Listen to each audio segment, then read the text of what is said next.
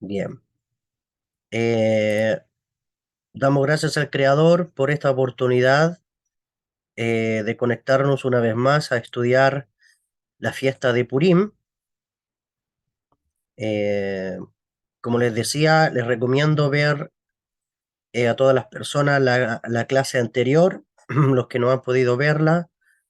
Eh, en la clase anterior vimos que en la propia Torá eh, hay hay unas declaraciones que están ahí en el libro de Éxodo, en el capítulo 16, del verso 8 al 16, eh, donde dice literalmente, hablando de Hashem, del Creador, dice, yo borraré totalmente la memoria de Amalek.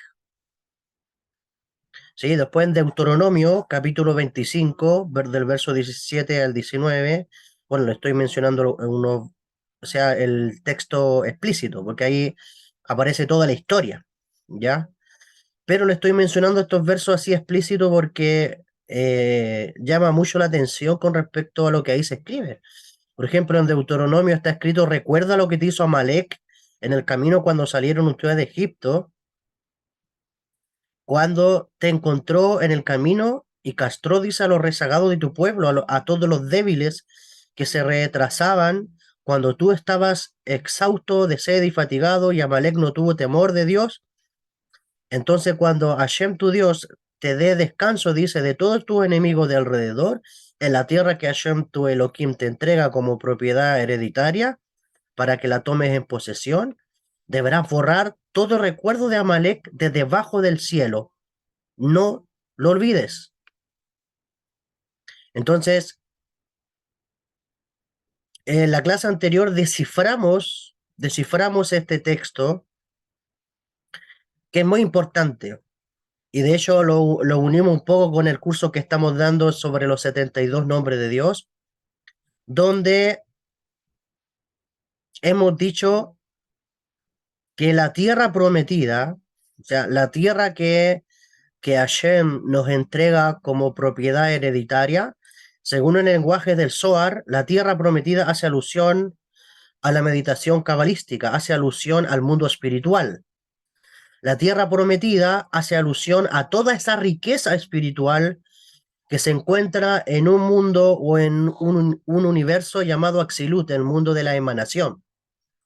Por lo tanto, tierra prometida, alcanzar la tierra prometida es alcanzar la meditación cabalística y y tomar toda esa riqueza espiritual que está disponible en la bóveda celestial para nosotros.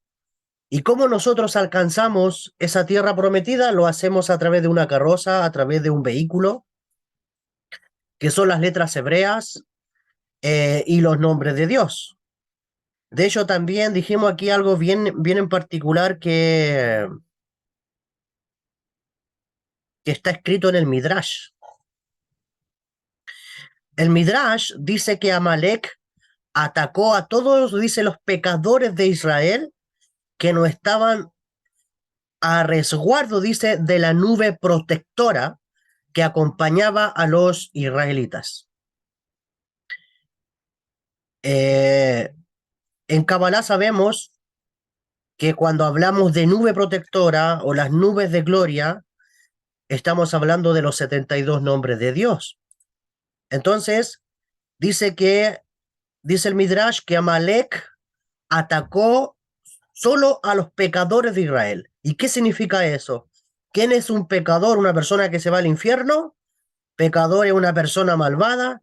Pecador es una persona, y esto lo aclaro por todos aquellos que tienen un concepto de pecado como si fuera lo peor del mundo. En realidad, pecado es no dar en el blanco, ¿ya? No dar en el blanco, o sea, en este caso, no dar con las leyes universales. Aquella persona que por ignorancia, por desconocimiento, por conocimiento o por gusto, ¿no? Viola una ley universal, esa persona es considerada pecadora. Pero no con el afán de tildar a la persona de pecadora, sino que la propia computadora cósmica se encarga de enviarle a esa persona, por ley de causa y efecto, enviarle la respuesta o el pago de lo que esa persona activó en el mundo cósmico. Entonces, ¿qué es lo que pasa? Que existen memorias cósmicas, existen registros akáshicos, memorias cósmicas, donde esta computadora que llamamos universo constantemente está leyendo tus ondas mentales, tus pensamientos, está leyendo tus vibraciones, o sea, está captando tus emociones y también tu fuerza, tu energía que se desprende a través de tu acción o a través del habla. Entonces, ¿qué es lo que pasa? Que el universo, estas memorias cósmicas que la Torá llama Amalek, es, es este sistema que se encarga de grabar todo lo que tú haces, ¿ya? Y como, y como en todo este sistema hay leyes y todo esto es una computadora, entonces por sensor, el universo responde cuando una persona está accionando correctamente el botón, o sea, una misvá, un precepto de la Torá, o, o cuando la persona está en rojo, cuando la persona está violando una ley espiritual. Entonces, cuando hablamos de memoria de Amalek, ¿sí? Porque la Torá dice, deberá borrar todo recuerdo de Amalek de debajo del cielo. Pero ¿cuál es esa memoria? ¿Cuál es ese recuerdo? Estamos hablando de todo lo que tú almacenaste, todo lo que escribiste en estas memorias cósmicas, en estas memorias celestiales, ya en el transcurso de tu vida, ya sea de un día para otro, ya sea lo que hiciste durante un año, etcétera. Todas tus acciones, todas tus ondas mentales, todas tus vibraciones y todas tus acciones son guardadas en estas memorias que la Biblia a través de un cuento le va a llamarle Amalek.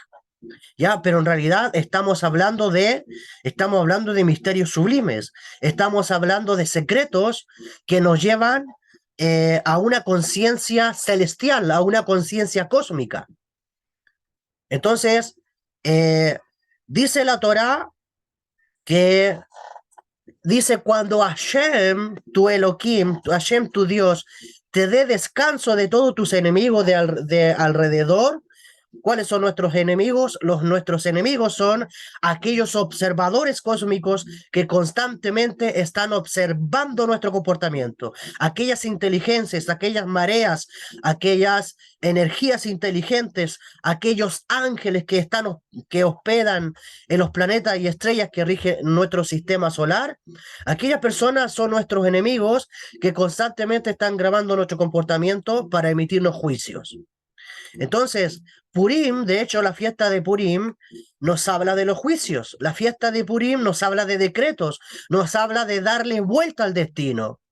Y de esto se trata, tener la conciencia más allá de pasarla bien, más allá de emborracharnos, más allá de pasarla bien en la fiesta de Purim, o de beber, o más allá de poner una máscara, tú tienes que estar consciente ya de que hay una Amalek que constantemente está luchando con nosotros. Entonces, la batalla es constante, pero también la Torah nos revela y dice que, que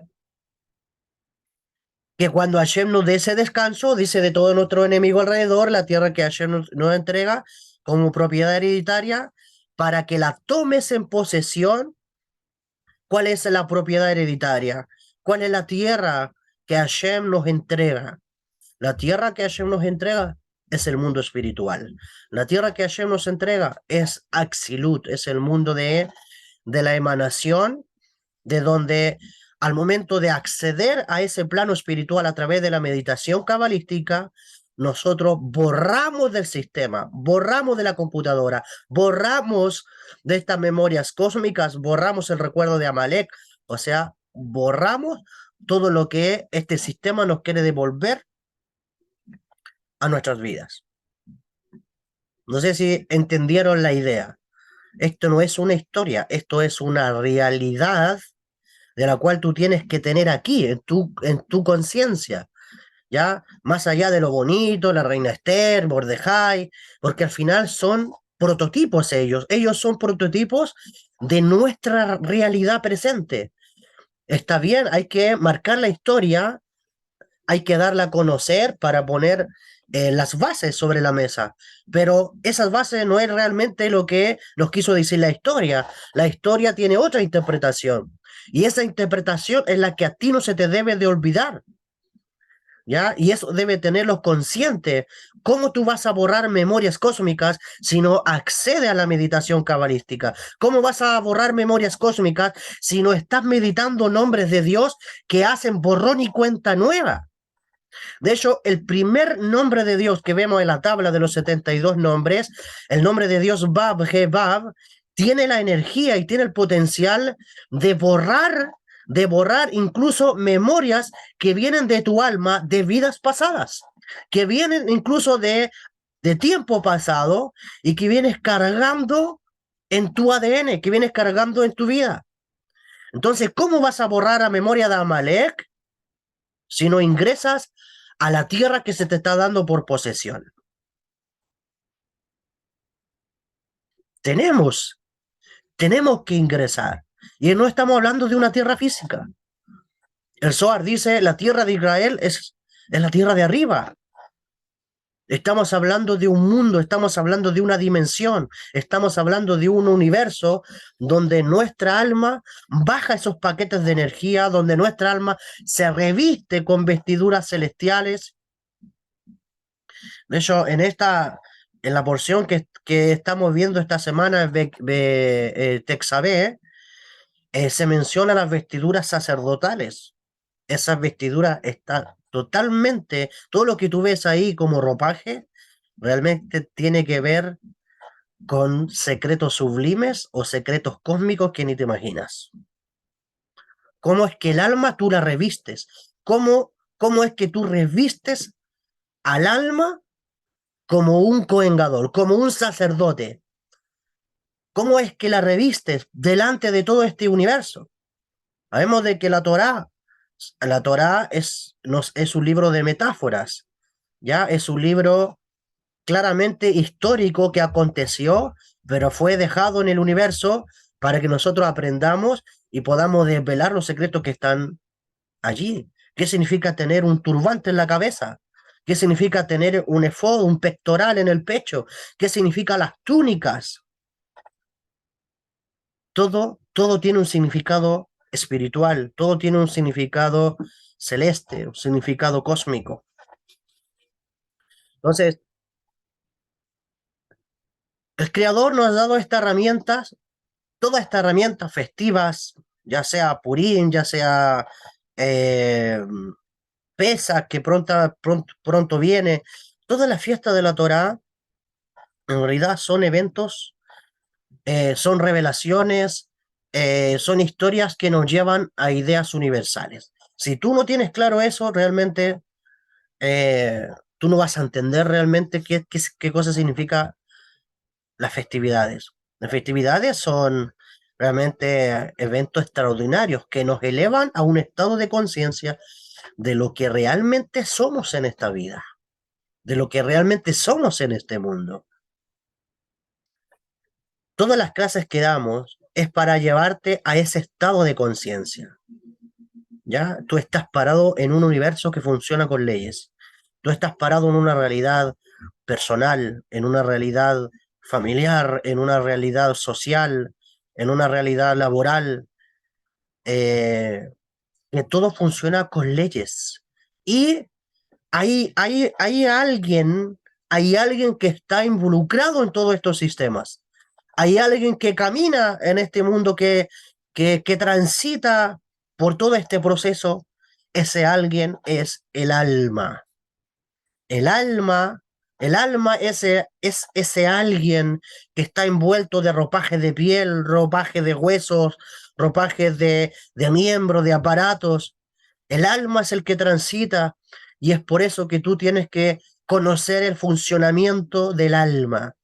El funcionamiento del alma en equivalencia con la realidad que vivimos también en este plano físico, en paralelo a la vez con el mundo espiritual. Entonces, faltan educadores de almas, faltan educadores de alma. El alma es un sistema, el alma es una estructura que funciona con energías, energías mentales, energías emocionales, energías físicas y energías espirituales. Entonces, ¿cómo le enseñamos al alma cómo funciona el universo? Para eso está la Torá, pero la Torá no para enseñarla como una historia solamente, sino para revelarte cómo está funcionando toda tu realidad y cómo tú, como alma encarnada, debes funcionar en esta vida. Entonces, todo lo que vemos en la Torá, la historia de Purim, en la historia de Purim, nosotros vemos una guerra y vemos un cambio de decretos. Y los cabalistas y los sabios del pueblo judío nos han revelado de que cada temporada tiene una energía, tiene una emanación diferente, hay una atmósfera espiritual diferente que nosotros tenemos que enfrentar, tenemos que captar y tenemos que trabajar nuestra espiritualidad. Entonces, cada asunto del alma, cada festividad es para trabajar nuestra alma, es para aprovechar esa bóveda celeste, para aprovechar esos recursos espirituales que vienen de planos superiores y nosotros poder bajarlo a este plano físico y introducirlo en el alma y el alma sepa qué cosa hacer en la realidad en la cual se encuentra, de acuerdo también a su diseño de alma, de acuerdo a su tikkun, de acuerdo a la reparación, a la corrección que vino a hacer también en este plano físico. Entonces, hay una lucha constante contra Amalek, y Amalek es este universo, ¿ya?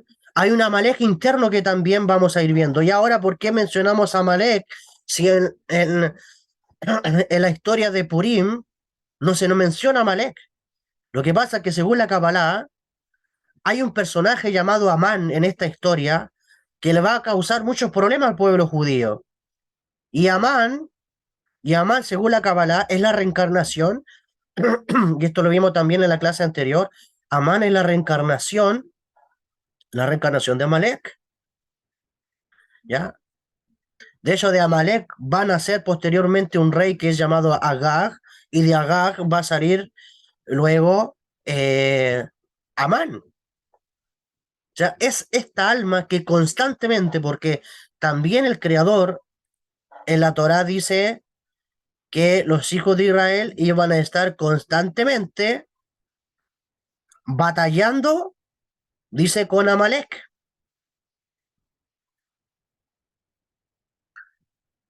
Dijimos en la clase anterior que Amalek tiene el mismo valor numérico que la palabra Safek, el valor numérico 240. No se olviden que las palabras en hebreo o las letras hebreas representan un valor numérico y cada palabra, cuando tú conoces ese valor numérico que ya está estandarizado, cuando tú conoces ese valor numérico, le sacas el resultado a una palabra, te da cierto valor. Amalek te da 240 y Safek también te da 240 y Safek es duda, ¿ya? Nos habla de duda. Se refiere a cuestionamientos negativos, ¿ya? Y todo aquello que paraliza, aquello que restringe al hombre en su crecimiento espiritual. Amalek también representa los dogmas, eh, representa aquellos dogmas, aquellas fortalezas mentales, aquellos bloqueos mentales o aquellos paradigmas que muchas veces el alma es envuelta o es bloqueada para no ejercer su trabajo en este mundo. A veces hay paradigmas familiares o dogmas familiares, a veces hay paradigmas o dogmas culturales, a veces hay paradigmas, dogmas eh, religiosos, filosóficos. Entonces, a veces el alma está bloqueado por muchos dogmas, Podríamos dar una clase que no es la de ahora, pero se podría incluso hasta dar una enseñanza de cómo el alma está envuelta de tantos dogmas en los diferentes sistemas que el ego ha formado en este mundo. Entonces, hay personas que no crecen espiritualmente. ¿Por qué? Porque Amalek está en ellos. O sea, la duda, el miedo, los paradigmas, los dogmas, el que dirán, si hago esto, ¿qué me va a decir la gente? Si tomo esta decisión, ¿qué pasa si fracaso? ¿Qué pasa si no me va bien en este proyecto que quiero iniciar? ¿Qué pasa si, o sea, estamos llenos de preguntas y de dudas y de miedos que ese miedo y esa duda te tiene paralizado en la vida? Tenemos que quitarlo.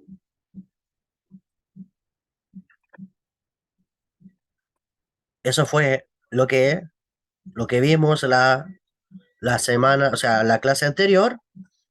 Y también hablamos de que cuando vienen las dudas, también, como decía Nelvi, cuando vienen las dudas es cuando aparece la voz de la mentira.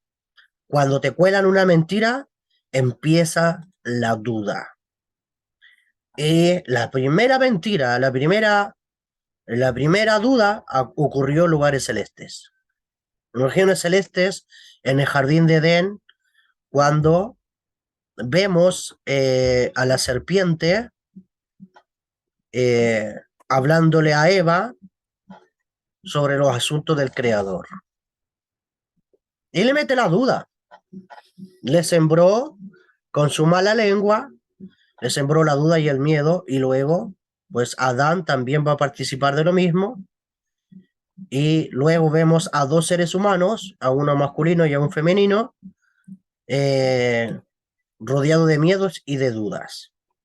Cuando viene la presencia de la presencia divina a Adán, lo primero que dice, o sea, Adán, ¿dónde estás? ¿Dónde estás? ¿Por qué estás escondido? Porque oí tu voz y tuve miedo, dice. ¿Quién te enseñó el miedo, Adán? ¿De dónde sacaste el término miedo? O sea, Amalek, la fuerza de Amalek, se comenzó a manifestar desde el jardín de Edén. Entonces, este cortocircuito viene desde antes de la creación. O sea, desde antes de que el alma del ser humano esté aquí en este mundo. Y es lo que tenemos que aprender a reparar. Y es lo que tenemos que eliminar de esta realidad física. Es lo que tenemos que expulsar de este planeta. Entonces, Purim, Purim es el momento de hacerlo. Purim es el momento de expulsar a Malek, de eliminar esa fuerza de nuestras vidas y eliminar esa fuerza del mundo. Entonces, eh, vimos la clase anterior, un nombre de Dios que rompe con Amalek, que rompe con la duda. Y es el nombre de Dios Ain Resh Yud, que se pronuncia Ari. ¿Ya? Ese nombre, o al momento de meditarlo, con ese nombre activamos certeza en nuestra vida. El alma se reviste de esta energía, se reviste de este nombre, ¿ya? Y al momento de regresar al cuerpo, regresa con certeza, regresa con emuná, con fe, regresa con una confianza, ya tanto en Hashem, tanto en el Creador, como también una certeza en las leyes celestiales que Dios nos ha revelado, las leyes del cielo, y también saber las decisiones que tenemos que tomar y hay que dar pie adelante, pie en marcha.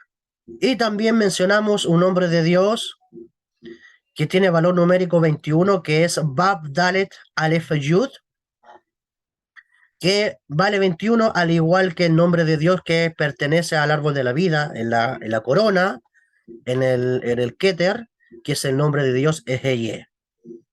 Sabemos de que ese nombre de Dios fue el que Moisés utilizó para que su alma subiera a recuperar la Torah. Cuando tú ves que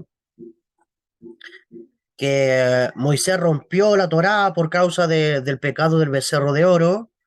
Dice que Moisés subió al monte. Subir al monte es subir al mundo espiritual. O sea, Moisés meditó, subió al mundo espiritual, pero meditó el nombre de Dios, Bab Dalet Aleph Yud, ¿ya? Y con ese nombre ascendió, ¿ya?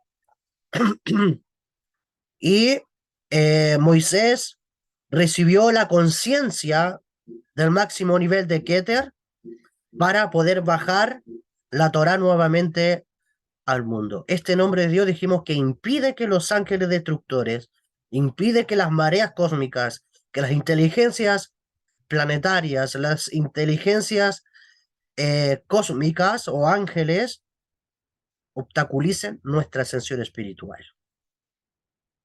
¿Ya? Al contrario de lo que hace Amalek, que Amalek te, Amalek, te entorpece, Amalek te limita. En el caso de este nombre de Dios, te devuelve la libertad, te expande, aumenta tu conciencia. Eso fue lo que vimos en la clase anterior. ¿Queda claro, no? ¿O quedan dudas?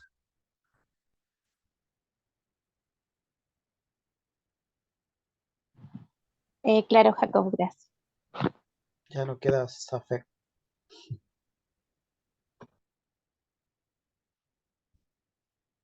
¿Los demás?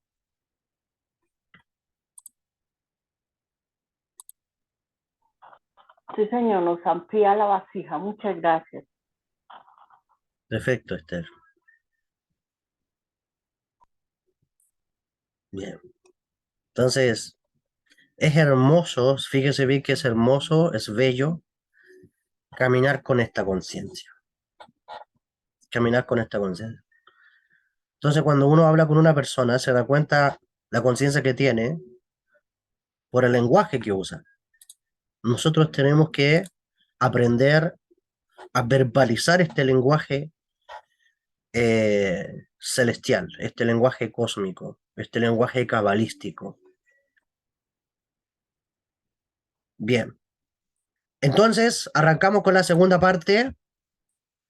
Arrancamos con la segunda parte de Purim con el fin de darle la vuelta al destino. Bien, voy a presentarles, vamos a proyectar una diapositiva.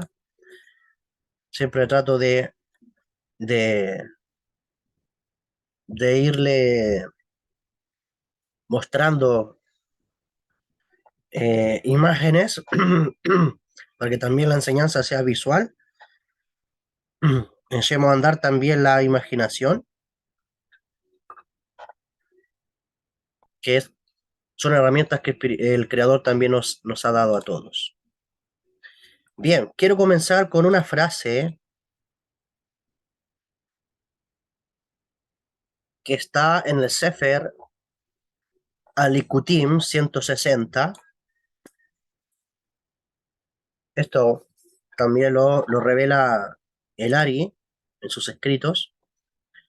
Y dice de la siguiente manera, dice, cuando el alma asciende, dice, al paraíso superior, que es un nivel más elevado, para aceptar la Torá de Hashem, el versículo dice, e Israel viajó desde el desierto de Sin. Repito, cuando el alma asciende al paraíso superior, que es un nivel más elevado para aceptar la Torá de Hashem, el versículo dice, e Israel viajó desde el desierto de Sin. Se refiere al paraíso inferior antes de descender al paraíso superior. Dice, existe un purgatorio superior, el río Dinur, con el propósito de quemar todos los pecados. Los pecados graves son expiados primero, dejando los leves para después. Como ser, no cumplir la misbot con entusiasmo, o sea, las acciones, los preceptos de la Torá, que son las leyes universales. O sea, debemos de cumplir, dice, o sea, los pecados graves son expiados primero, dejándolo leve para después. O sea, los leves vendrían siendo aquellas acciones que nos indica la Torá que debemos conducirnos por el camino de estas leyes justas del universo, no cumpliéndolas con entusiasmo. Dice, para subir al paraíso superior, todas las misvot, todas estas acciones que vemos en la Torá, acciones positivas como acciones negativas, o sea, hacer y no hacer, deben ser realizadas con gran alegría y amor a Hashem. Deben ser realizados con alegría y amor a Hashem. Por eso deberá sumergir el alma en el río Dinur. ¿Ya? O sea, hay dos formas de llevar en acción los preceptos universales, o estas acciones universales que la religión le mal tradujo mandamientos, ¿ya? Que en realidad son leyes espirituales, las leyes del ser humano involucrado con el universo. Entonces, hay personas que lo realizan por mandato. Hay personas que dicen, no, es que yo tengo que hacerlo porque Dios me manda a hacerlo y porque es una obligación. ¿Ya?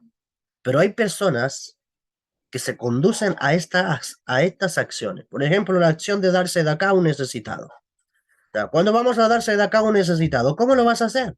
¿Lo vas a hacer con alegría o porque te están mandando a hacerlo, supuestamente?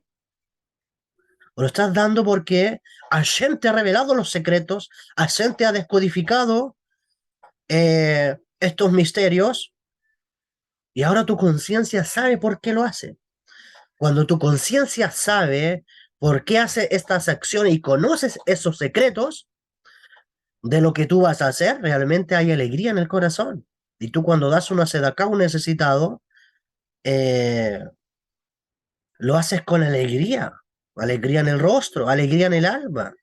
Y lo haces por amor a Hashem, o sea, por conexión y por conocimiento del Creador y de todos estos misterios. ¿Ya? Entonces, yo no sé cómo tú lo haces. ¿Ya? Yo no sé si cuando llega una fiesta, llega Purim, llega Pesach, o llega Shavuot, o llega Shabbat, yo no sé si para ti las festividades son una carga o realmente tú estás consciente de lo que son las festividades. Porque si tú no eres consciente de lo que son las festividades, lo estás haciendo por cumplimiento, pero no estás haciendo estas misvot, estas acciones con alegría y por amor a Hashem. Y dice este libro que el alma, dice, se deberá sumergir en el río Dinur. ¿Cuál es? Es un purgatorio. Dice, existe un purgatorio superior al río Dinur que tiene el propósito de quemar los pecados. O sea, tiene el propósito de quemar esas malas intenciones o esas impurezas o esas energías que acumulaste en tu alma, que atrajiste a tu alma. Este río Dinur tiene el propósito de quitarlo. Continúa. ¿Qué tiene que ver esto con el que viene? La frase que estamos leyendo, ¿te sorprendió en el camino? Dice, se refiere al camino de arriba. Tú estás cansado sin temor de Hashem, porque realizaste misvot sin amor. O sea, la persona que no tiene conciencia hace las cosas por obligación y sin amor. Y no solamente eso, la persona se cansa. ¿Ya? Esto es como cuando Rabí Yeshua dice, venid a mí los que estéis trabajados, cansados, cargados. ¿Y es por qué? Porque hay personas que lo hacen por carga, no lo hacen por amor, no lo hacen con alegría o no lo hacen por conciencia. ¿Ya? Cuando hablamos de amor estamos hablando de que tu sistema emocional tiene que emitir una frecuencia, de amor, ya que el universo lo detecte, que el cielo lo lea, que el cielo lo sense. Hay que aplicarle la emoción, hay que aplicarle el amor, hay que aplicarle la alegría. O sea, una vez que tú ya te concientizaste, o sea, tu conciencia tiene que darle un impulso a tu sistema emocional y decir, yo voy a hacer esto con alegría, voy a impulsar voy a emitir una vibración, una frecuencia de amor, de alegría, una frecuencia de gratitud. ¿Tú estás cansado? Dice, sin temor de Hashem, porque realizaste mis votos sin amor. Por eso, dice, debes subir a la cima de la montaña para salvarte de Amalek. Dice, él siempre pelea contra Israel en el cielo. Aún el rey David le temía y dijo, sálvame, sálvame de la espada. Se refiere al alma abajo y arriba del perro, pero por eso David dice fue a matarlo. Con esta introducción quiero dar inicio a esta segunda parte.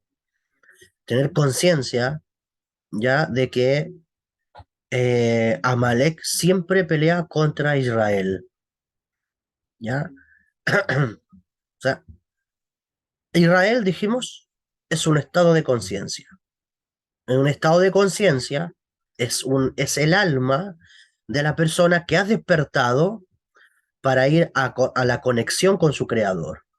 Toda alma que ha despertado para ir a la conexión directa con su creador a través de las leyes espirituales, a través de las leyes del cielo, de las leyes del universo, aquella persona es considerada Israel. Aquella alma ha despertado a una realidad espiritual. Y se da cuenta de que el alma siempre está en guerra, el alma siempre está en batalla, siempre está en pelea, pero no está hablando de una pelea física, sino de una pelea espiritual. Bien.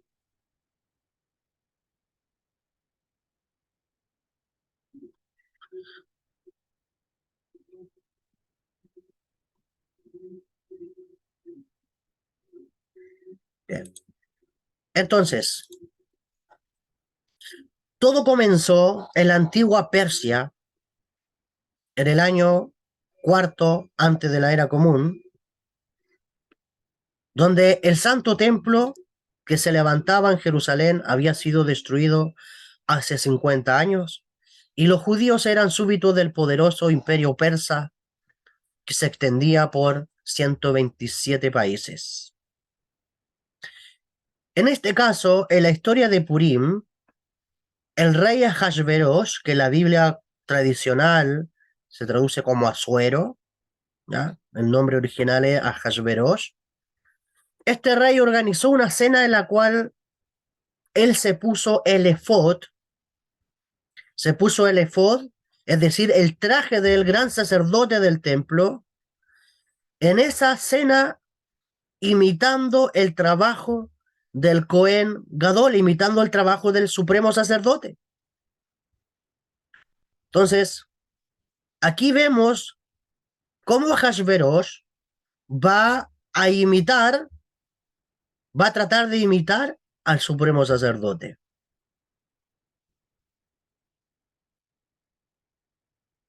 Por otra parte, vemos que lo negativo que ocurrió acá es que el pueblo judío se asoció a ese pensamiento compartiendo una comida, compartiendo el vino con el rey Ahasverosh. Y esto irritó muchísimo al creador. O sea, esto provocó en el universo un celo, por decirlo así, y esto sucede siempre. O sea, ¿qué es lo que pasa? Esto sucede cuando la persona hace lo contrario al diseño de su alma. ¿Ya? La Biblia lo codifica, Dios se celó, sabemos que Dios no tiene celos, pero Eh, ¿Qué significa que Dios o Elohim sea celoso? Quiere decir de que el universo, como conoce tu ADN, como sabe el trabajo que tú tienes que realizar en este mundo. De hecho, el universo fue el que dijo, le dijo a tu alma, este es el cuerpo que tú necesitas, te vamos a fabricar un cuerpo para que al momento que tú nazcas, nazca en tal fecha, con tal influencia zodiacal, con tal familia, en tal lugar. El universo sabe todo de ti. Entonces, eh, cuando tú vas, cuando tú vas aún en contra del diseño de tu alma, entonces algo sucede en los mundos cósmicos, algo sucede en los mundos celestes, vamos a llamarle metafóricamente, se pone celoso eh, o se irrita ya cuando estás yendo en contra de tu propio diseño. O sea, de hecho, no hay peor máscara que tú seas alguien que no eres. No hay peor máscara que esa, que tú seas alguien que no eres. Que pretendas ser, que pretendas ser alguien que no eres en esta realidad. Yo no sé si te ha pasado. A veces la gente, a veces por miedo, saca otra personalidad, o por miedo se queda callado, por miedo se retrae, o por miedo eh, se vuelve una persona extrovertida y trata de ser alguien que no es.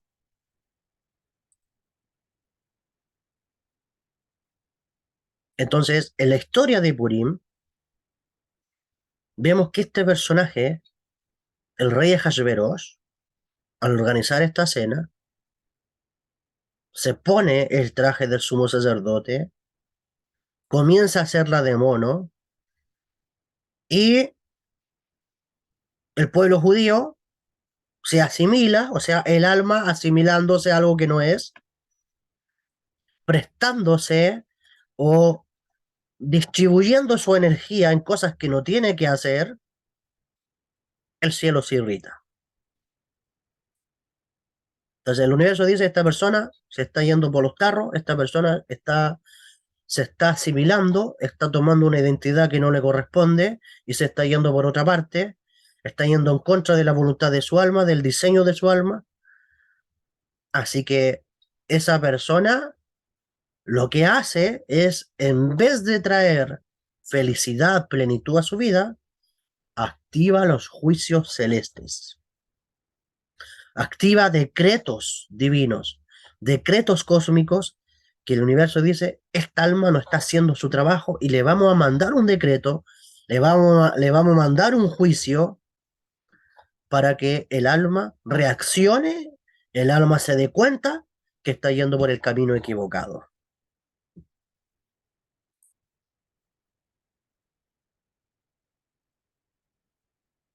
¿Sí?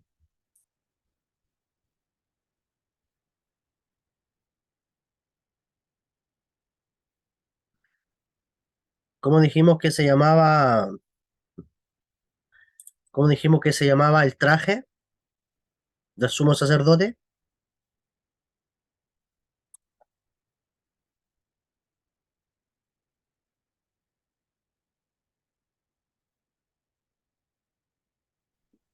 Efod, Parece que el FOB, Perfecto. El efod. Muy bien. ¿Sabe lo que representa el efod? O el delantal, por decirlo así, del sumo sacerdote. Ya, ¿qué es lo que hacemos en Purim? En Purim le arrancamos. Le decimos a Hashverosh, devuelve el traje. ¿Cuál es el efod? ¿Es donde tiene el pectoral? Exactamente, Lunita. Vamos a ver si encuentro Y es alguna. es lo que guarda el corazón, la parte en donde se guarda el corazón, el alma, que no estoy mal, no sé, O perdón. sea, hablando literalmente, o sea, sin darle una interpretación todavía, sino literalmente. ¿Ya? El efod era el delantal del sumo sacerdote. ¿Ya? Eh,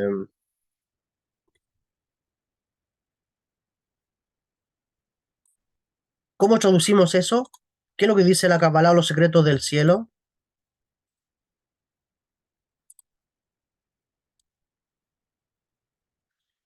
El efod o el delantal, no, estamos hablando, Carlita, eso en los Urim y Tumim, las piedrecitas, ese el delantal completo que tenía el sumo sacerdote. El efod, escúchame bien, el efod o delantal es es la unión de dos nombres de Dios. En el mundo espiritual, cuando tú unes, cuando tú unes el nombre de Dios, Yud Hei Vav Hei, con Adonai, cuando lo trenzas, Yud Hei Vav Hei con Adonai representa el efod para el alma. O sea, físicamente, Ahasverosh se disfrazó de este nombre. Pero en Purim, escúchame bien, en Purim tú tienes que revestirte.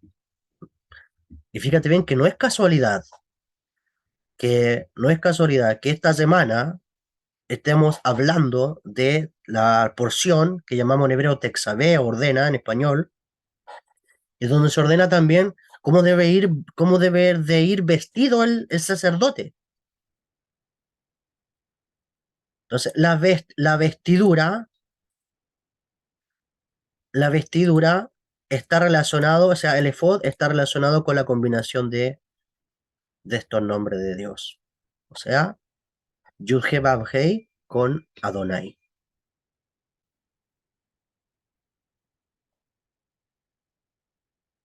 ¿Alguien se recuerda cuándo es que se combina este nombre?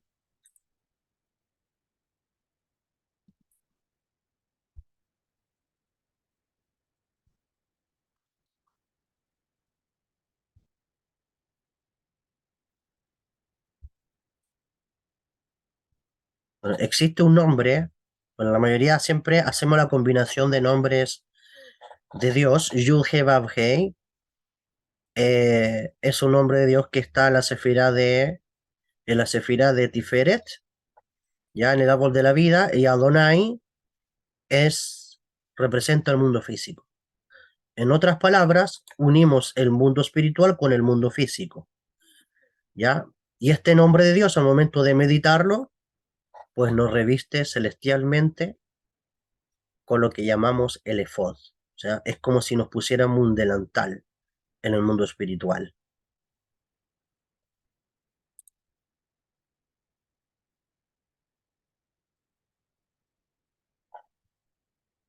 Bien. Entonces,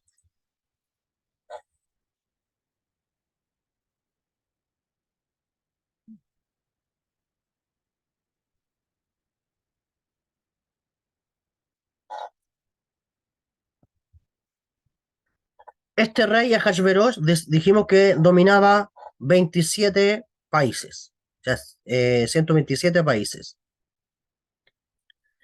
Tremendamente poderoso y pensando el pueblo de Israel, pensando, el pueblo judío, que aliándose al rey totalmente poderoso, ellos iban a estar protegidos. Pero debido a este error de pensamiento, en el cielo se decreta que se va a manifestar en este mundo un enemigo que se va a llamar Amán. ¿Ya? Amán es la reencarnación, dijimos, de Amalek. Y este enemigo en esta historia va a intentar de destruir al pueblo judío va a intentar de convencer al rey Ahasverosh que imita un edicto o un decreto de muerte sobre todo el pueblo judío en todas las naciones que habían. ¿Sí? Entonces, Amán era la 10ª generación del rey Agag, que fue el último rey de la nación de Amalek. Y esto también lo dijimos en la clase anterior, cuando el rey Saúl, ya, el que fue proclamado el primer rey de Israel, una de las primeras responsabilidades como rey que tenía era destruir la nación de Amalek. Y de hecho, su error fue dejar al rey Agag que viviese un día más antes de acabar con él. Lo dejó con vida un día más y en ese día, el día antes de su muerte, el rey Agag fecundó a una mujer que dio continuidad a las semillas de Amalek. Amán era la continuación de Amalek, era el alma reencarnada del rey Agag. Por eso está escrito en la Megilá, Amán Agagí. Ya. Amán el Agagita, porque él era realmente el rey Agag, ¿ya?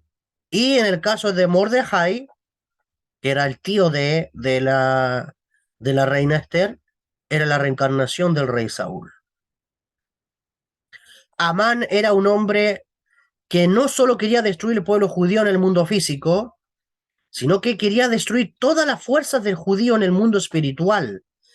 Por eso buscó en el mundo astral y en el calendario de hecho judío una fecha adecuada para hacerle daño al pueblo judío. Entonces decidió que astralmente la fecha buena para derribar al pueblo judío era el 7 de Adar, que es la fecha en que murió Moisés. Entonces dijo, como en esa fecha murió Moshe Rabenu, que era el líder del pueblo de Israel, dijo, como murió, va a ser un mal agüero para los judíos. Así que voy a ocupar esa fecha para destruirlo. Pero a Amán se le escapó el gran detalle que no solamente Moisés murió el 7 de Adar, sino que también Moisés nació el 7 de Adar. ¿Sí?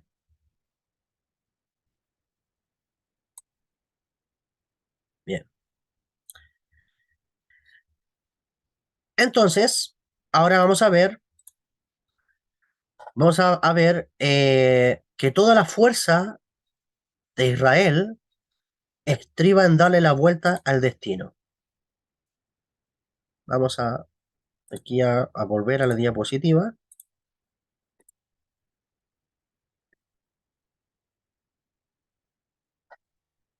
Toda la fuerza de Israel estriba en darle toda la vuelta al destino. ¿Ya? Esta historia nos narra cómo la reina Esther usó tres herramientas muy fuertes en este mundo físico para darle la vuelta al destino. O sea, cómo lo iban a hacer si Amán estaba convenciendo al rey para levantar un decreto de muerte para todo el pueblo judío. Y cuando ya se va a dar la sentencia, de hecho, el malvado Amán incluso había preparado hasta una horca para el tío de la reina Esther, Mordejai. O sea, la historia nos narra cómo la reina Esther usa estas herramientas para darle la vuelta al destino. La primera que vemos en la historia fue el ayuno de 3 días. ¿Ya? Sabemos de que cuando llegan estas noticias a la reina Esther de que se iba a levantar un decreto, o sea, que iba a haber un decreto de exterminio, eh, la reina Esther convocó a todo el pueblo judío a ayunar. ¿Ya? El ayuno fue eh, la primera herramienta que usaron para darle la vuelta al destino. Número 2, el segundo fue la oración. ¿Ya? La oración fue la siguiente arma. De hecho, aquí también, porque hablamos de Itbodedut, hablamos de, también podemos hablar de Itbonenut, también podemos aplicarle la meditación, ¿ya? Que están en paralelo. La oración y la meditación son herramientas similares que se usan para darle la vuelta al destino. Y sabemos que a través de la meditación cabalística, y de hecho dicen algunos sabios que Mordejai conocía los 72 nombres de Dios, conocían estas herramientas cabalísticas, porque los tipos eran cabalistas. Y dice que a través de esto también dieron la vuelta al destino. Y eso ya lo hemos dicho también cuando hablamos de los 72 nombres de Dios. Y la tercera herramienta que usaron para darle la vuelta al destino es la caridad, es la sedacá. Ya dimos un curso sobre lo que es la sedacá libre, revelamos los secretos de la caridad, los secretos de la sedacá y la trascendencia también de esta acción. ¿Ya? Hay tres cosas con las cuales tú puedes usar y darle la vuelta al destino. O sea, a través de un ayuno, ayunar significa afligir el alma. Tú puedes afligir el alma no hablando en todo un día, porque está el ayuno del habla, ¿ya? No solamente ayuno hace referencia, por lo menos en el pueblo judío, no solamente hace referencia a afligir el alma dejando de comer o dejando de beber, también existe el ayuno de la palabra, o sea, dejar de hablar todo un día, a ver cómo se siente, cómo se aflige tu nefesh al no hablar, si eres capaz de hacerlo, ¿no? Está también el ayuno que menciona el profeta Isaías, que, que es dar a los pobres, a los necesitados, darle ayuda, ¿ya? Y eso también está involucrado con la sedacá, con la caridad, ayudar a los necesitados, ¿ya? Abrir el bolsillo, sacar la billetera o la cartera y ayudar a las personas también de manera económica. De hecho, los sabios dicen que si de repente se te ha levantado un mal decreto, si te ha levantado un mal decreto, los sabios te dicen, va y dase de acá. De repente, Hasbe Shalom, Dios no lo permita, te llegó una enfermedad o le llegó una enfermedad a un familiar tuyo, ¿qué es lo que sucede? Los sabios dicen, ve a darse de acá, porque la sedacá te va a liberar de la muerte. La sedacá es un mérito que te cuentan en el cielo, ya para que también te hagan borrón y cuenta nueva, o puedas alcanzar el favor divino que viene del mundo de la emanación. Entonces, aquí tenemos tres herramientas, ya que debes de tener presente en tu vida al momento de darle la vuelta al destino. Ya en el tema de la meditación, pues hay meditaciones para revocar decretos, hay meditaciones de nombre de Dios para suavizar juicios, que es válido, ¿te fijas? Y ahí tenemos el tema del ayuno que ya lo explicamos, el tema de la sedacá. Amán, de hecho, Amán buscó en los astros la manera de hacer daño al pueblo judío y él conocía la fuerza de cada mes. Y fíjate que esto es interesante, que Amán busque la fuerza de cada mes. O sea, Amán conocía cómo funcionaba el ciclo cósmico, conocía la energía de cada mes. Y esto es interesante.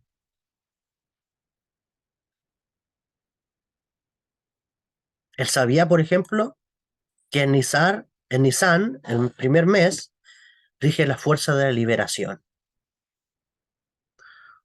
O sea, cuando tú tienes todo este esquema universal, este esquema cabalístico, este ciclo bien concientizado, y de eso es parte de tu programa de vida, y es lo ideal que sea parte de tu programa de vida, no solamente un conocimiento, una información, que tú sabes que hay un calendario, que tú sabes que, pero tu vida vive en otra cosa, realmente no hay coherencia ahí. La idea de conocer el calendario, o sea, conocer el tiempo, conocer los ciclos universales, el ciclo cósmico, realmente te trae mucho alivio a tu alma, te trae mucha paz a tu alma porque conoces la energía de cada mes. Y si Amán, de hecho, si este malvado, este Rashá, esta energía que viene eh, a traer mal, conocía este ciclo, o sea, ¿cuánto más tú? Que tú dices que has despertado tu conciencia, ¿realmente estás viviendo? ¿Realmente estás consciente del tiempo que estás viviendo? ¿O no estás consciente? Hay personas que llevan un año dando la vuelta por este ciclo cósmico, que han llegado a la Torá, que el Creador ha traído a la Torá y a los secretos del cielo, llevan un añito. Hay personas que llevan 2, 3, 4, 5 años estudiando Torá. ¿Están viviendo realmente todo este ciclo o andan perdidos todavía? Porque si andamos perdidos, entonces no sabemos dónde estamos.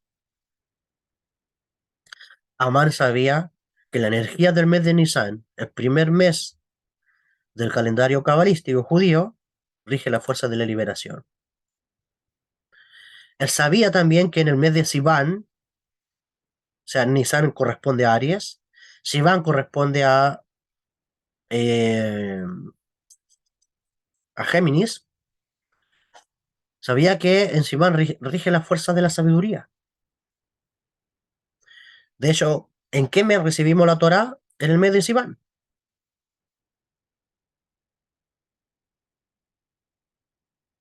También sabía que en el mes de Shevat estaba la fuerza de la fructificación. Por eso se planta árboles. ¿Qué celebramos en el mes de Shevat? Tu Bishvat, Tu Bishvat, el año nuevo de los árboles. ¿Sí? Esto también tiene, obviamente, connotación interna, porque el ser humano es comparado con un árbol. Por lo tanto el ser humano, así como lo demuestra la naturaleza, el ser humano también es una persona que puede ser fructífera. Entonces, Amá conocía también el mes de Shabbat y sabía que había una fuerza de fructificación. También conocía el mes de Lul. El mes de Lul es la fuerza de la compasión, que es cuando comenzamos a hacer un balance sobre nuestras violaciones a las leyes del cielo. El mes de Lul es cuando hacemos retorno a nosotros mismos, hacemos una evaluación, un balance de cómo está nuestra vida, cómo ha sido nuestro comportamiento durante un año. En el Lul es cuando se recita la Selijot, cuando se hacen plegarias para sacudir el universo de alguna manera, para suavizar también el universo de alguna manera, ¿sí? Amán conocía el mes de Lul, que es llamado el mes de la Teshuvah, el mes del retorno. Y el mes que es el que nos corresponde a dar, el mes de Piscis, el Lul es, o sea, Shevat, lo voy a decir, Shevat corresponde a Acuario, el Lul corresponde a Virgo, y, y el mes que nos corresponde a dar, el mes de Piscis, sabía que es el mes de la transformación. ¿Sí? ¿Qué quería transformar? ¿Qué quería Amán? ¿Qué es lo que quería Amán? ¿Por qué en este mes Amán quería transformar nuestra fuerza? ¿Ya? Nuestra fuerza, la fuerza de la alegría, la fuerza de la identidad, la fuerza del alma en un mal agüero. ¿Y qué hizo la reina Esther? La reina Esther transformó la tristeza en alegría. Porque la transformación puede ser en un sentido o también puede ser en otro sentido. O sea, tú puedes transformar tu vida en un mal agüero, como puedes transformar tu vida en un sentido de alegría. Es por eso que el mes de Adar, que es el mes de Piscis, está simbolizado por dos peces, ¿ya? Dos peces, pero que se miran el uno contra el otro, mostrándonos que la transformación puede ser de izquierda a derecha o puede ser de derecha a izquierda. Tú diriges, tú diriges cómo quieres que sea ya tu dirección o tu transformación. ¿Y qué es lo que nosotros hacemos en este mes? Nosotros realizamos la lectura de la Megilat Esther, o sea, leímos el libro de Esther. ¿Y qué es lo que hacemos este mes con la lectura del libro de Esther? El hacer entrega de comidas a nuestros vecinos o amigos. ¿Qué hacemos nosotros cuando damos la sedacá, la caridad? Que eso lo vamos a ver mañana, cuando pasemos a la alajá de Purim, la aplicación práctica y cómo se hace en el mundo de la acción. Todo esto sirve para oponernos a la adversidad. ¿Ya? Sabemos que los judíos participaron en este festín, haciendo que esto les traiga muchos problemas. Sobre todo compartir el vino con gente que se burlaba incluso de la propia identidad de Israel, del judaísmo, siendo esto muy grave para ellos. ¿Ya? Entonces, ¿qué es lo que aconteció en los mundos? Al momento de detectar que Israel no estaba en el funcionamiento de su alma, eh, el universo lo considera como una falta de lealtad a su propia identidad. O sea, yo no sé si tú eres leal a tu identidad espiritual. No sé si eres leal a tu ADN. No sé si eres leal realmente al diseño de tu alma. Pero el universo tú no los engañas. ¿Sí? Entonces, y sobre todo, la lealtad al Ein Sof, la lealtad al Dios infinito, quien sustenta y quien dirige con inteligencia los universos. Entonces, hay algo que nosotros tenemos que aprender.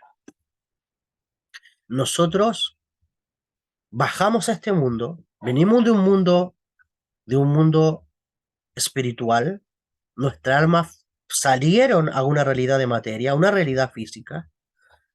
Somos chispas divinas, somos esencia divina, tenemos ese Selem Elohim, esa imagen divina.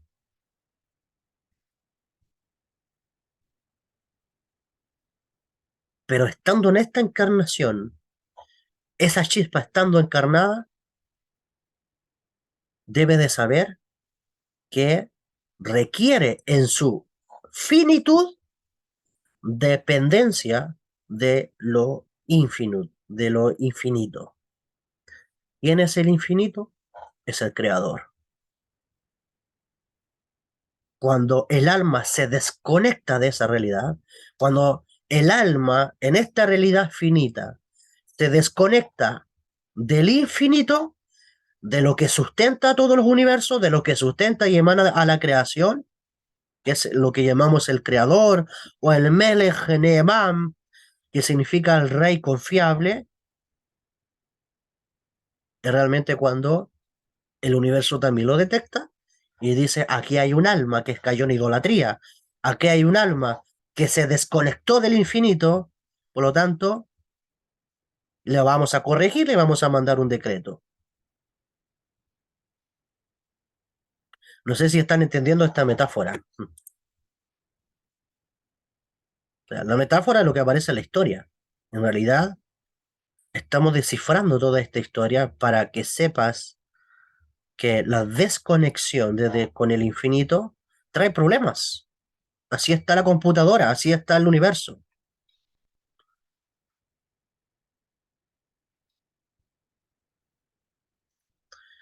¿Sí?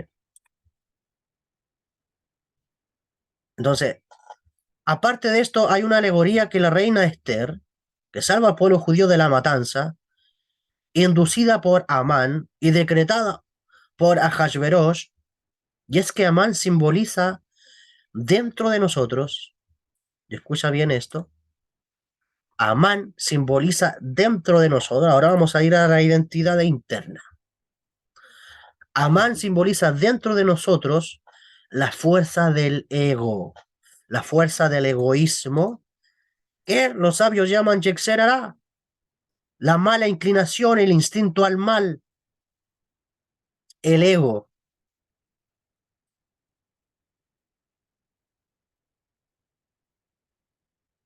Simboliza la fuerza del egoísmo, que es el deseo de recibir para sí mismo. Por lo tanto, quiere decir de que todos nosotros tenemos un Amán dentro de nosotros, el deseo de recibir para sí mismo. Lo contrario de Amán, que es el abogado defensor de nosotros, es Mordejai. Mordejai en la historia era el tío de la reina Esther. ¿Ya? Mordejai representa nuestro Yetzer Hará. De hecho, Amán tipifica el Sitra Hará, representa las fuerzas del mal, representa las fuerzas del otro lado. ¿Alguien sabe cuántos hijos tuvo Amán en la historia aquí de Purim, la historia de la reina Esther?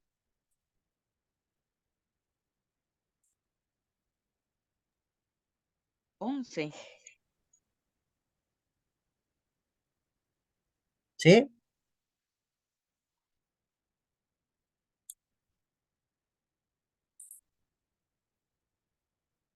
¿Todos dicen 11?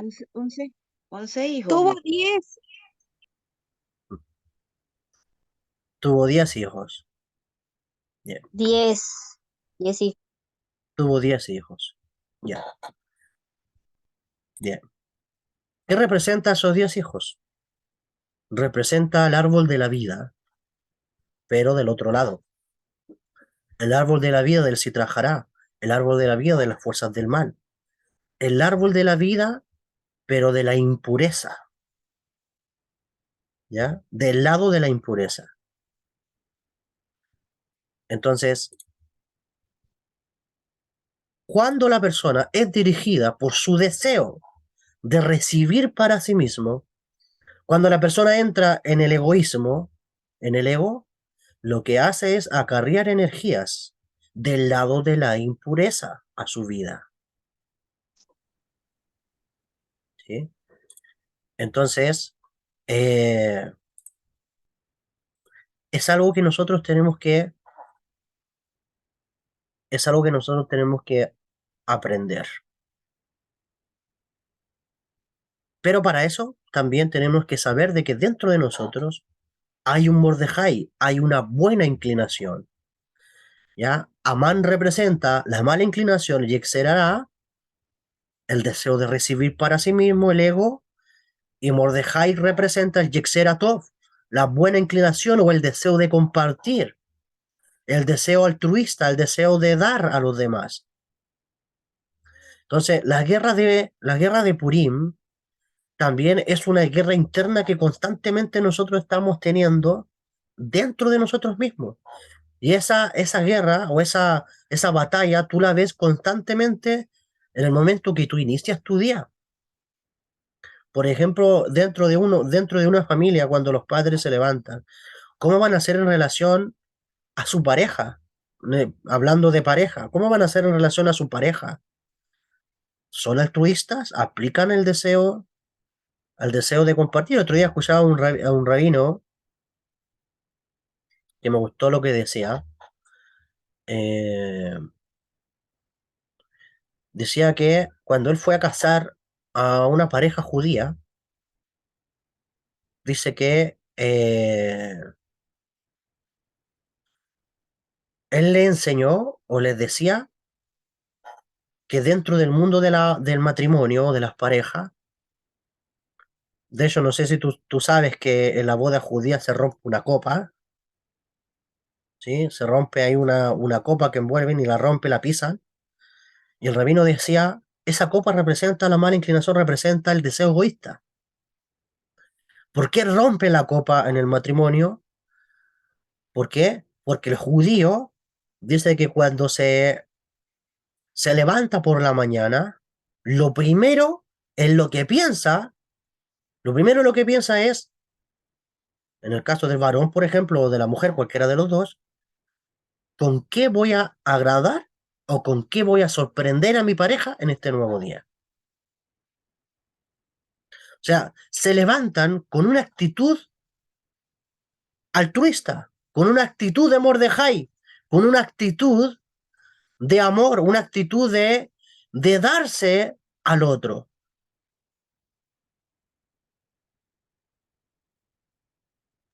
Imagínate cómo sería la relación de pareja si este tipo de mentalidad estaría en ellos,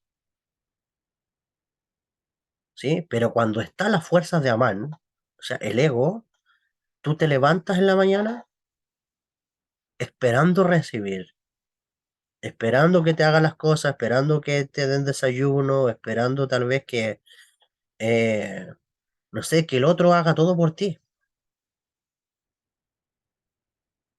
Cuando en la relación de pareja no está el enfoque que, que si vas a unirte a otra persona es para cuánto le vas a dar, no para cuánto vas a recibir, realmente la relación va a construirse en bases seguras, en felicidad, en plenitud. Porque decía el reino, porque casarse o unirse a otra persona es con la finalidad de compartir. Entonces, y para darse todo lo que ellos son, no para recibir. Aunque recibir es parte de, porque por ley cuando tú das, tú recibes. Por lo tanto, contra más altruista eres, la persona tú la llenas también de amor, la llenas también, siembras en esa persona, la persona te responde y viceversa. ¿Ya? Y obviamente, estamos en un tiempo donde no solamente el hombre tiene que hacerlo, porque también hay paradigmas femeninos medio raros, que solamente el hombre el que tiene que dar y la mujer espera que el hombre le dé amor, le dé cariño, le dé afecto, le dé todo y la mujer recibiendo, aunque su naturaleza es recibir, pero la mujer en su alma también tiene su naturaleza de dar. Por lo tanto, hay una construcción mutua, se dan, se dan mutuamente. ¿Ya? Y aparte, que como son una unión, cada uno conoce lo que el otro necesita. Cuando tú trabajas para satisfacer la necesidad de tu pareja, te la tienes ganada.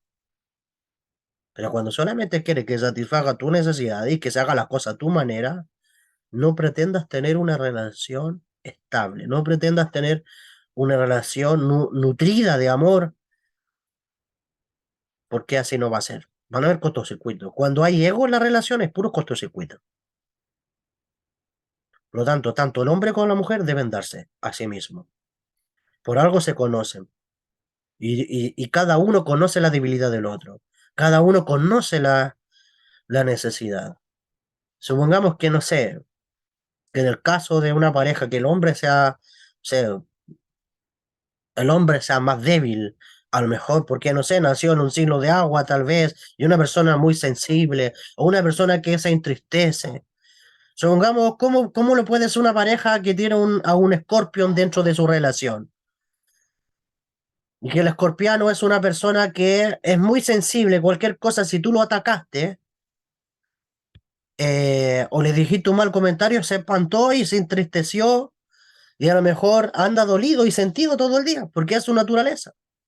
Es como el otro día pasaba una, le pasaba a una amiga que con su hermano, o sea, una amiga que de influencia Virgo, su hermano es Escorpio.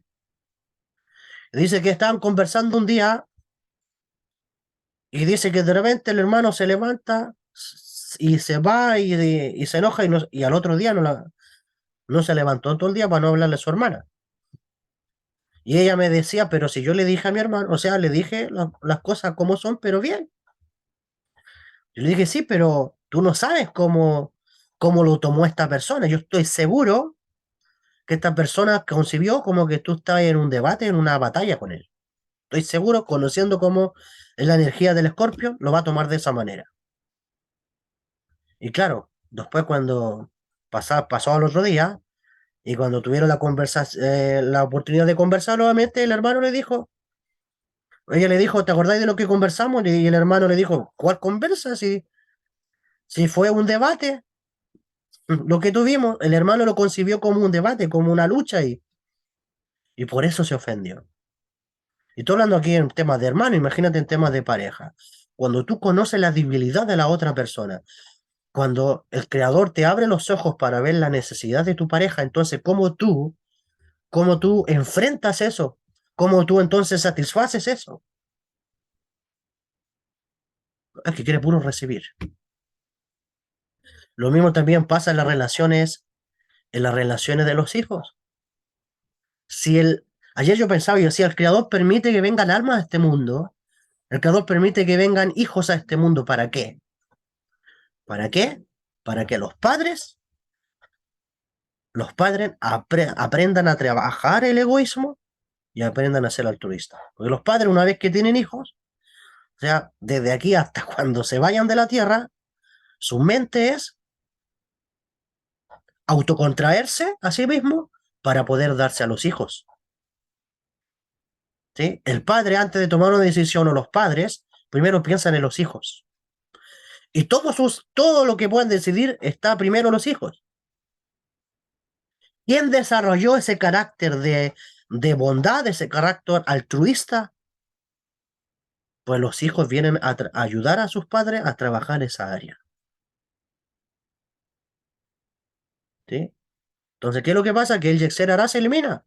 El ego se elimina. O sea, yo no creo que los padres digan, no sabes qué, tenemos poquito para comer, pero yo tengo que saciarme y ahí vemos si queda para ti.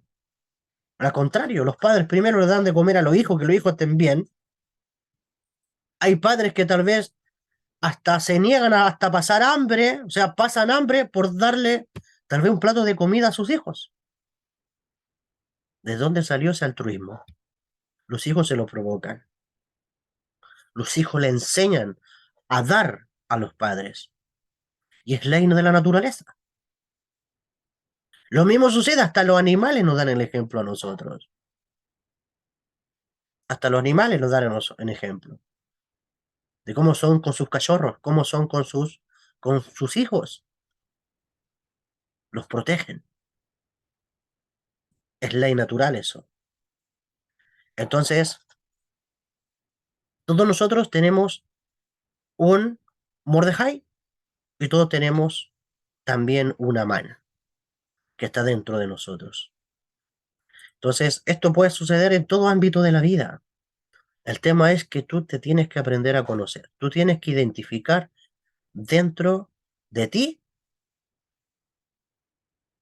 dónde está Mordejai y dónde está Amán. En eso consiste el autoconocimiento. ¿Ya? Entonces, ¿cómo vamos hasta aquí?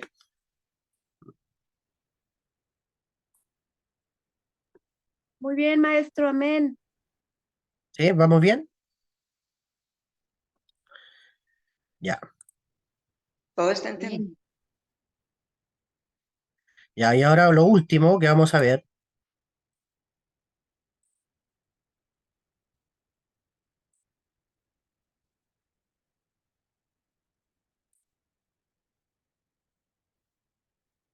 cómo es que se vence Amán.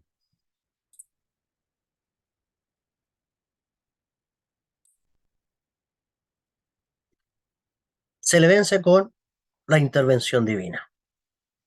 ¿Ya? Hemos dicho en el trabajo práctico, pero también debes de saber que ese Yexeratov, esa buena inclinación, esa parte altruista que está oculta dentro de ti, necesita ser fortalecida, necesita ser nutrida.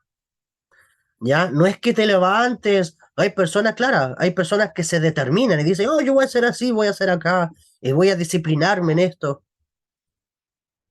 Pero ahí también, a veces ese tipo de decisiones, a veces el ego está oculto, camuflado ahí. A veces las decisiones se toman por ego, no desde el alma. Entonces, Amán, que representa el ego, requiere la intervención divina. El alma eh, necesita recarga, necesita combustible. El alma necesita energía. Y esa energía, pues, la obtiene, ¿sí?, a través del estudio de la Torá y de sus secretos. No solo de pan vive el hombre, sino de todo lo que viene de la boca de Dios. O sea, todo lo que sale de Axilut. ¿Qué es lo que sale de Axilut? Salen las letras hebreas. De Axilut salen los nombres de Dios. ¿Sí? De Axilut está todo lo que nosotros le decimos al Creador en la mañana. De hecho, hay una oración que me gusta. Hay un rezo en las 18 bendiciones de la mañana, donde decimos Baruch atah Adonai Eloheinu melech haolam she'asa li kol sorki. Bendito eres tú, Hashem, nuestro Dios, Rey del universo, que satisfaces para mí todas mis necesidades. De hecho, en este rezo abrimos, alcanzamos dos llaves. Tenemos dos llaves. Con una abrimos el portal cósmico y con la otra llave entramos a Axilut. Entramos a Axilut. ¿Cómo abrimos el portal cósmico? Con el nombre de Dios Aleph Lamed. Aleph Lamed, nosotros abrimos las portales del cosmos y con el nombre de Dios Yud Lamed Yud, que es el segundo nombre de Dios, de hecho que vimos en el curso de los 72 que estamos dando, Yud Lamed Yud es la segunda llave que nos permite abrir las puertas de esos manantiales celestiales que permiten que del mundo de la emanación tú puedas recibir todo aquello que necesitas en este mundo. Por eso decimos, bendito eres tú, Hashem, nuestro Dios Rey del universo, que satisfaces para mí todas mis necesidades. ¿De dónde viene eso que viene a satisfacer todas tus necesidades? Vienen del mundo de Axilut. Por lo tanto, el alma requiere intervención divina.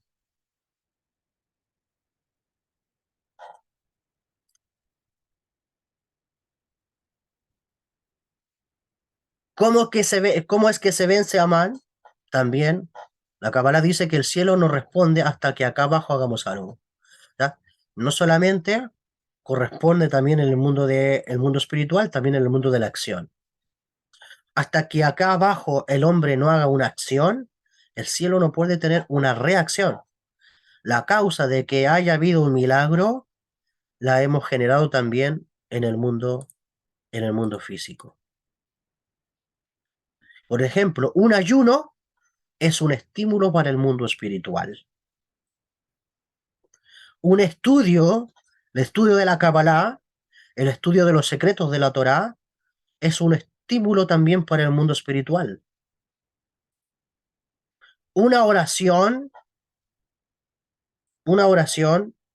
o una meditación también es un estímulo para el mundo espiritual. Una sedaká también es un estímulo para el mundo espiritual.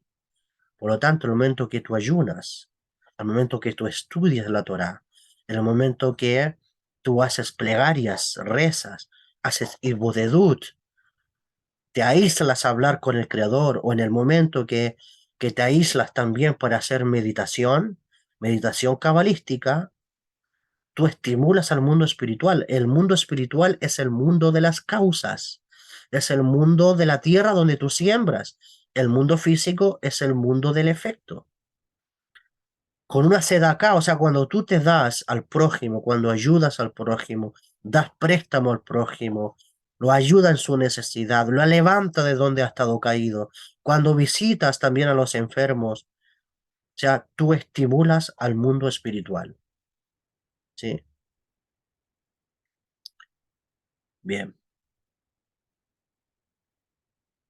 Entonces, la reina Esther, para haber tenido la inspiración de haber inducido a su pueblo a ayunar, a rezar, a dar sedaká, tenía que tener un alma de alta generosidad.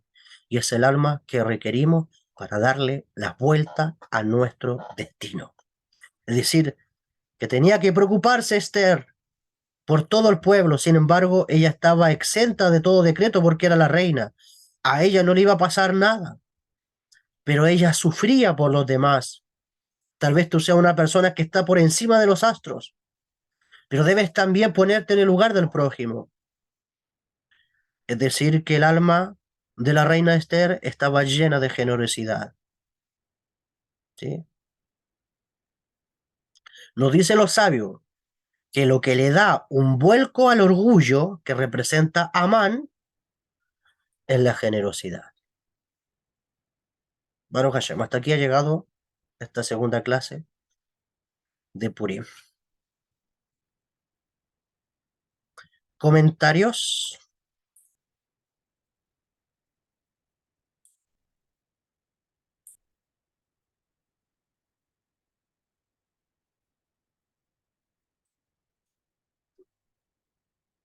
¿Qué les ha parecido la clase? ¿Hay preguntas? ¿No hay preguntas?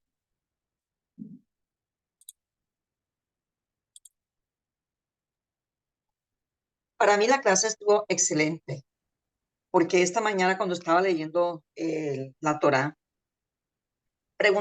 me preguntaba que cabalísticamente qué significaban todos esos ropajes con que el joven Gadol se vestía y todo lo que pasaba. Entonces todo esto está muy claro ahora. Muchas gracias, Morey. Con mucho gusto, Suri. Con mucho gusto.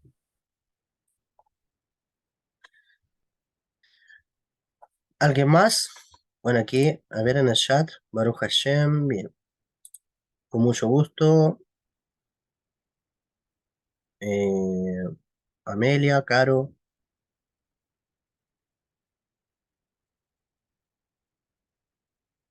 Nelvi levantó la manito. Adelante, Nelvi. Gracias, More. Bueno, la clase ha estado maravillosa, he aprendido mucho, pero hay algo que me llamó la atención que representa aquí, bueno, en la primera diapositiva, el río Dinur. Dijimos que era purgatorio. Es un lugar de purificación del ego. De cuando tú haces el servicio, bueno, eso representa cuando el alma, cuando llega el momento de morir, o sea, de desapegarse del cuerpo, el alma ingresa a un estado de conciencia que le llama el río, ¿ya? Es un lugar de purificación del alma, en donde te purifican aquellas malas ganas que tuviste para accionar los preceptos de la Torah. Muchas gracias, maestro. Muy bien, Elvi.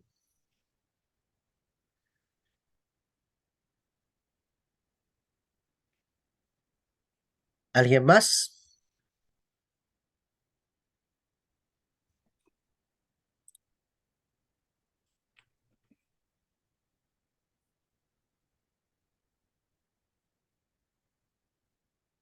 Dice Carlita Evelyn, yo estoy sorprendida de saber que Mordejai es la reencarnación del rey Saúl, puesto que el rey tenía inclinaciones negativas y Mordejai no.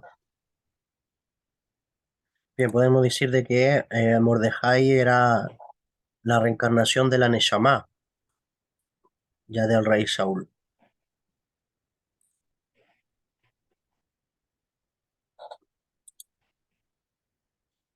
Bien. Nuestro Yetzer hará diapositiva.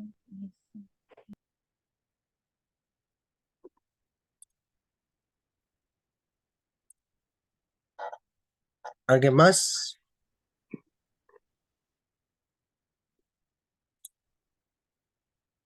Correcto, la Neshama se rectificó Mordejai. Correcto, Carlita.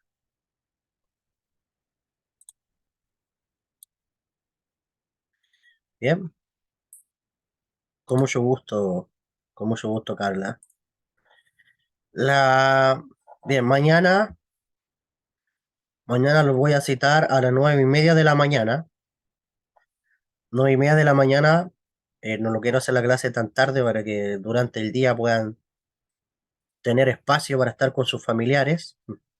A las 9:30 de la mañana vamos a hablar sobre la Salahot de la fiesta de Purim. Ya, la aplicación práctica, que es lo que se hace, dado que el día lunes hay un ayuno y también hay una serie de actividades que se realizan durante el día. En la noche, en la fiesta de Purim, el día lunes en la noche. Así que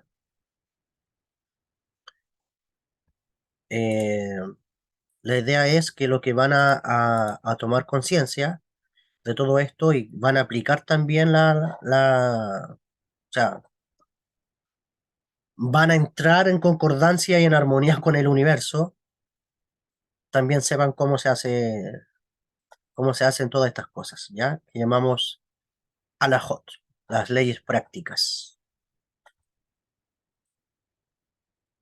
¿No hay nadie más que quiera comentar? Maestro, ¿el ayuno de cuántas horas es? ¿Perdón? No escuché bien. ¿El ayuno de cuántas horas son? El ayuno se realiza desde el amanecer o sea, eh, desde el alba del día lunes hasta después de la Megilá Esther, hasta después de la lectura de Esther en la noche.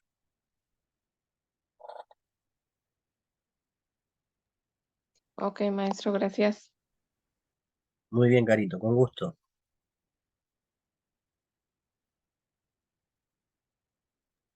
Maestro, Carlita Monje, sí, dime, Carla. obviamente yo sé que todos tenemos ahí a nuestro amán, que híjole, y es nuestra inclinación al mal. Así como dijiste, todo es el estudio de la Torá, los preceptos, obviamente todo con amor, y la sedacá, ¿no? Que salva la vida.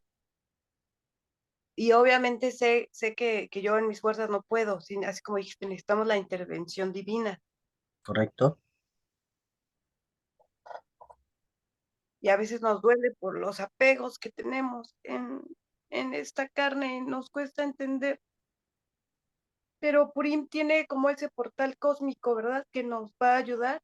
O sea, lo hice el año pasado, sí lo hemos hecho, pero a lo mejor eran otras circunstancias.